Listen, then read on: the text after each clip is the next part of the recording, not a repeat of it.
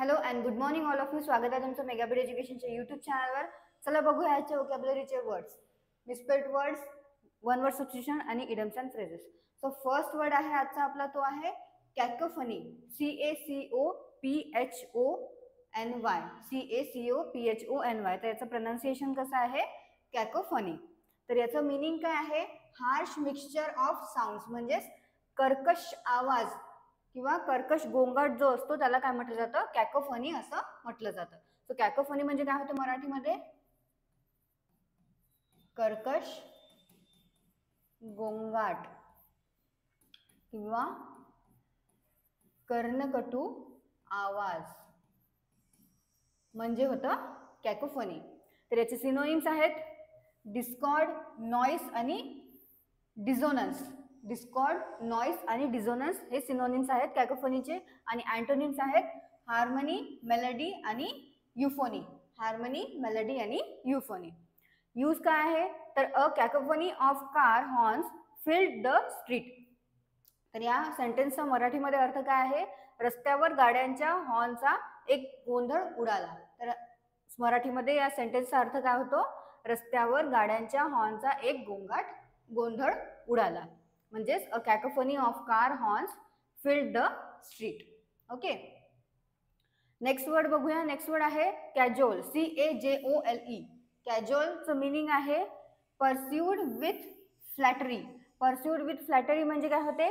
खुशामत करणे किंवा चापलुसी करणे. तर कॅज्युअल म्हणजे होते मराठीमध्ये खुशामत करणे किंवा समजवणे. आणखी म्हटलं जातं किंवा चापलुसी करणे. तर सिनोनिम्स काय आहेत कॅज्युअलचे? क्वॅक्स, विडल आणि स्वीट टॉक. क्वॅक्स, विडल आणि स्वीट टॉक. आणि अँटोनिम्स आहेत डिसिव्ड, डिटर आणि डिस्करेज. ओके, नेक्स्ट वर्ड बघूया. तर नेक्स्ट वर्ड आहे कॉलियस. CALLOUS. कॉलियस किंवा कॅलियस असं आपण त्याला प्रोनाऊन्स करू शकतो. कॅलियसचं मिनिंग आहे इमोशनली हार्डन. इमोशनली हार्डन म्हणजे काय होते? जो कठोर आहे, खूप निष्ठुर आहे किंवा निर्दयी आहे त्याला काय म्हटलं जातं? कॉलियस असं म्हटलं जातं. तर कॉलियस म्हणजे काय होते मराठीमध्ये? कठोर, निष्ठुर, निर्दय आणि असभ्य जो असतो त्याला काय म्हटलं जातं? कॅलियस किंवा कॉलियस असं म्हटलं जातं. सिनोनिम्स काय आहेत त्याचे? अनफिलिंग, इनसेन्सिटिव्ह आणि हार्ड हार्टेड. तर सिनोनिम्स काय आहेत कॉलियसचे? अनफिलिंग, इनसेन्सिटिव्ह आणि हार्ड हार्टेड. आणि अँटोनिम्स आहेत कंपॅशनेट, सिम्पॅथेटिक आणि टेंडर. सो याचं सेंटेन्स बघूया काय आहे. His callous remarks hurt her feeling. तर याच्या सेंटेन्सचा अर्थ काय आहे मराठीमध्ये? त्याच्या कठोर वक्तव्याने तिच्या भावना दुखावल्या. तर काय आहे परत एकदा तुम्हाला सांगून देते. कॉलियस म्हणजे काय होते? कठोर, निष्ठुर, निर्दय आणि असभ्य. आणि सेंटेन्सचा अर्थ काय आहे? हिज कॉलियस रिमार्क्स हर्ट हर फिलिंगचा त्याच्या कठोर वक्तव्याने तिच्या भावना दुखावल्या. नेक्स्ट वर्ड आहे कॅलेमनी. CALUMNY. तर कॅलेमनीचं मिनिंग आहे false statement to damage reputation. False statement to damage reputation म्हणजेच काय करणे? बदनामी करणे किंवा खोटा आरोप करणे, अपशब्द बोलणे किंवा बालंट लावणे सुद्धा आपण म्हणू शकतो. तर कॅलेमनी म्हणजे काय होतं मराठीमध्ये? बदनामी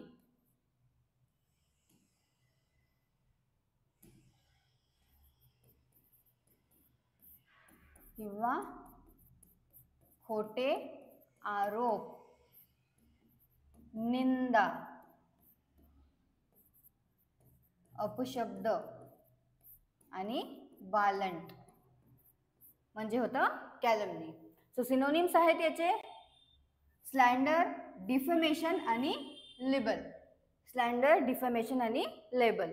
आणि अँटोनिम्स आहेत प्रेज, अक्लेम आणि कमेंडेशन. सो सेंटेन्स मध्ये बघूया यूज कसा करण्यात आलेला आहे कॅलेमनीला. सो यूज आहे the article was full of calumnies. तर या सेंटेन्सचा अर्थ काय मराठीमध्ये? लेख अपशब्दांनी भरलेला होता. लेख जो आहे, आर्टिकलला लेख म्हटले जाते, तर लेख अपशब्दांनी भरलेला होता. किंवा असंही म्हणू शकतो आपण की लेख जो आहे तो खोट्या आरोपांनी भरलेला होता किंवा लेख निंदेने भरलेला होता असं सुद्धा म्हटलं जाऊ शकतं. नेक्स्ट बघूया one word substitution. So one word substitution मध्ये फर्स्ट वर्ड आहे फ्लीट. फ्लीट म्हणजे काय होतं? तर a number of ships. A number of ships म्हणजे काय? तर जहाजांचा समूह किंवा जहाजांचा जो ताफा असतो त्याला म्हटलं जातं वन वर्ड मध्ये फ्लीट. FLEET. तर मराठीमध्ये काय होतं फ्लीट मध्ये? जहाजांचा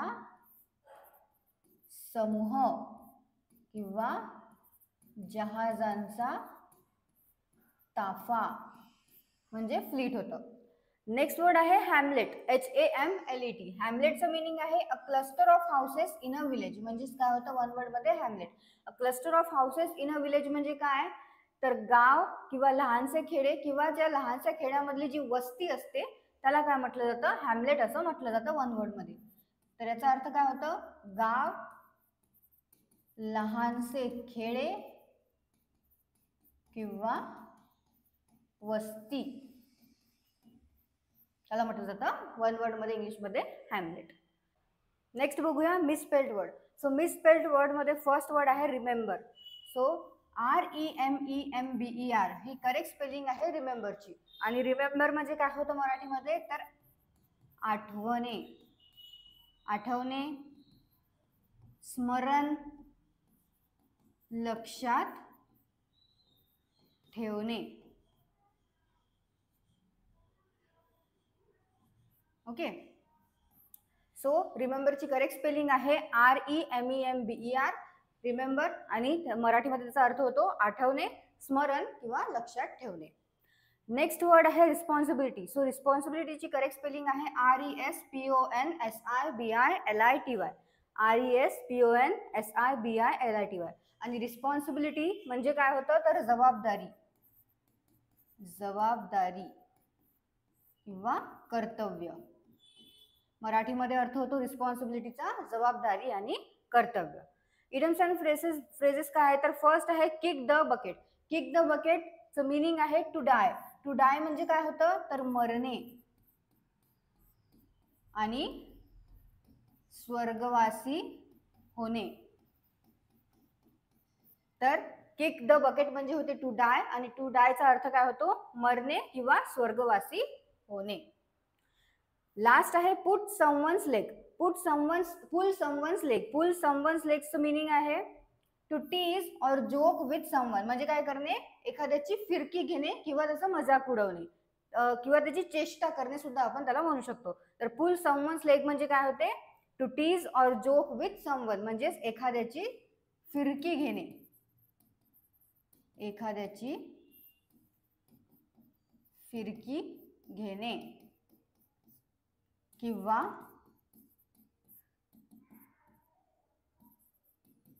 एखाद्याची चेष्टा करणे म्हणजे काय होतं? पुल समवन्स लेग. ओके. सो हे आहेत आपले आजचे वर्ड्स. परत एकदा आपण बघून घेऊया काय काय होते. तर फर्स्ट होता कॅकोफनी. कॅकोफनी म्हणजे काय होतं? तर कर्कश, गोंगाट किंवा कर्णकटू आवाज. कॅज्युअल म्हणजे होतं खुशामत करणे, समजावणे किंवा चापलुसी करणे. कॅलियस किंवा कॉलियस म्हणजे काय होतं? तर कठोर, निष्ठुर, निर्दय किंवा असभ्य. कॉलमी म्हणजे काय होतं? कॉलमनी तर बदनामी, खोटे आरोप करणे, निंदा करणे किंवा अपशब्द बोलणे किंवा बालंट लावणे असं याचं मिनिंग होतं मराठीमध्ये. वन वर्ड सबस्टिट्यूशन मध्ये होतं फर्स्ट फ्लीट. फ्लीट म्हणजे काय होते? तर नंबर ऑफ शिप्स म्हणजे जहाजांचा समूह किंवा जहाजांचा ताफा. Next Hamlet. हॅमलेट म्हणजे काय होतं? लहानसे खेडे, गाव किंवा त्या लहानशा खेड्यामधली एक वस्ती जी असते त्याला म्हटलं जातं हॅमलेट. करेक्टली स्पेल्ड वर्ड मध्ये रिमेंबर REMEMBER आणि रिमेंबर म्हणजे काय होते? तर आठवणे, स्मरण किंवा लक्षात ठेवणे.